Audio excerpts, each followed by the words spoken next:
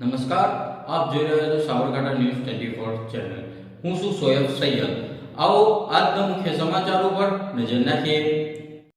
રાજ્યના ગૃહ વિભાગે અસામાજિક તત્વો સામે કાર્યવાહીની વાત કર્યા બાદ સાબરકાંઠા જિલ્લા પોલીસે 16 પોલીસ સ્ટેશનોમાં વિસ્તારમાંથી 150 ગુનેગારોની યાદી તૈયાર કરી છે, જેમાં 73 બુટલેગર, 6 જુગારી, 45 શરીર સંબંધી ગુના કરનારા, 17 મિલકત સંબંધી ગુના કરનારા સહિતના લોકોની યાદી તૈયાર કરવામાં આવી છે.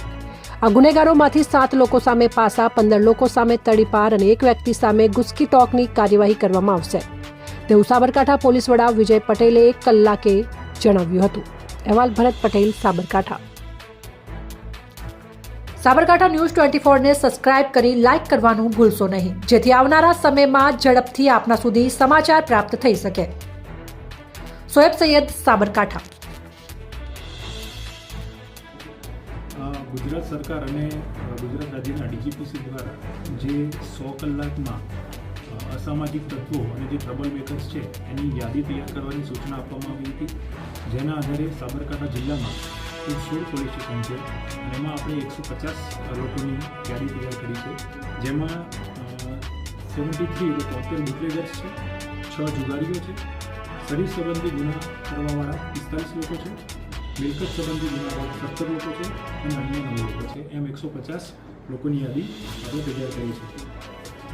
યાદી તૈયાર કર્યા પછી એમના વિરુદ્ધમાં વિવિધ કલમો હેઠળ કાર્યવાહી કરવામાં આવી છે, જેમાં અટકાયતી પગલાંથી લઈ અને પ્રોહિબિશનના કેસીસ કરે છે, જેની વિગતે 7 જેટલી પાસાની દરખાસ્ત તૈયાર કરવામાં આવી છે, 15 જેટલા તડીપારના કેસીસ આપણે કર્યા છે, ગુસ્કી ટોક જે છે એનો પણ એક કેસ આપણે કરેલો છે.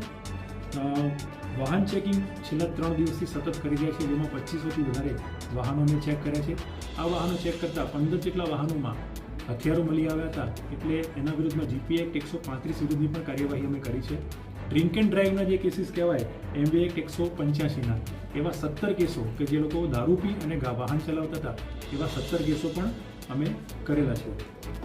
ડિમોલિશનની વાત કરવામાં આવે કે આવા કોઈ અસામાજિક તત્વો દ્વારા કોઈ જગ્યાએ દબાણ કરી અને ગેરકાયદેસર બાંધકામ કર્યું હોય તેની માટે નગરપાલિકા અને અન્ય એજન્સીઓ સાથે પણ અમે સંપર્કમાં છીએ.